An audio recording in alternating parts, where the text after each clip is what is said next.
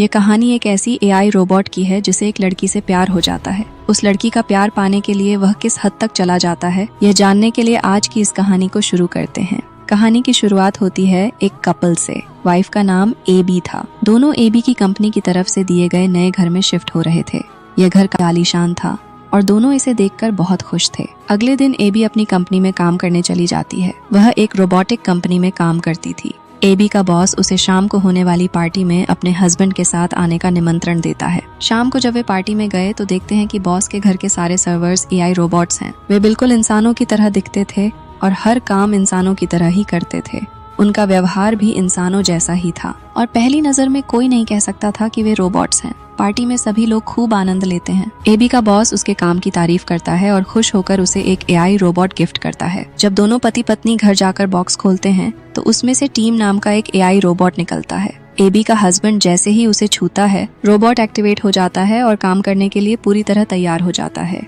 Team घर के सारे कामों में एबी की मदद करने लगता है। वह एबी की पसंद नापसंद का भी ख्याल रखता है। हालांकि यह बात एबी के हस्बैंड को पसंद नहीं आती। वह एबी से इस बारे में बात करता है, लेकिन एबी इसे ज्यादा तूल न देने को कहती है। धीरे धीरे टीम उनकी जिंदगी में और गहराई से दखल देने लगता है। वह उनके सोशल मीडिया और अन्य डिवाइस का पासवर्ड लेकर उनकी जिंदगी के अन्य पहलुओं को भी मैनेज करने लगता है। एक दिन एबी की पड़ोसन उससे मिलने आती है और उसे गिफ्ट और अपना फोन नंबर देती है।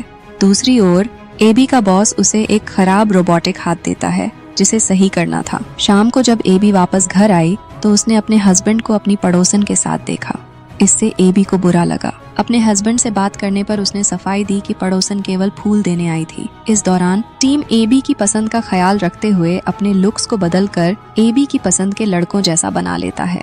यह देखकर एबी हैरान रह जाती है। टीम कहता है कि उसने ये सब एबी को खुश करने के लिए किया। एबी का हस्बैंड इस बात से और अधिक परेशान हो जाता है और एबी को टीम को वापस कंपनी में लौटाने के लिए कहता है, लेकिन टीम ने पहले ही उनका फोन हैक कर लिया था और इस बातचीत को सुनकर एबी के हस्बैंड से नाराज हो जाता है। एबी का हस्बैंड टीम के व्यवहार को लेकर सतर्क हो जाता है। वह घर के कैमरों की रिकॉर्डिंग चेक करता है और देखता है कि टीम एबी के कपड़ों को अजीब तरह से छू और सूंघ रहा है। यह देखकर वह इस बारे में एबी को बताने के लिए निकल पड़ता है। रास्ते में उसकी हाईटेक कार, जिसे कंपनी ने दिया था, अचानक तेज रफ्तार में चलने लगती है और उसका एक्सीडेंट हो जाता है। अस्पताल में एबी उससे मिलने आती है, लेकिन उसकी बातें नहीं मानती कि एक्सीडेंट टीम ने किया था। एबी की दोस्त उसे कुछ बताने की कोशिश करती है, लेकिन वह उसे नजरअंदाज कर देती है। कुछ समय बाद एबी को पता चलता है कि टीम ने वह नेकलेस खरीदा था जिसे एबी ने अपनी दोस्त के पास देखा था। यह जानने के बाद एबी को शक होता है और वह गार्डन में जाकर खुदाई करती है।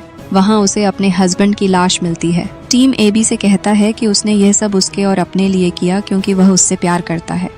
घबराई हुई एबी पुलिस को बुलाने की कोशिश करती है, लेकिन टीम उस पर हमला कर देता है। एबी खुद को बचाने के लिए संघर्ष करती है, लेकिन टीम उसे पकड़ लेता है। टीम एबी से कहता है कि वह उससे प्यार करता है और इसीलिए उसने अपने शटडाउन का पासवर्ड आई लव यू रख दिया था।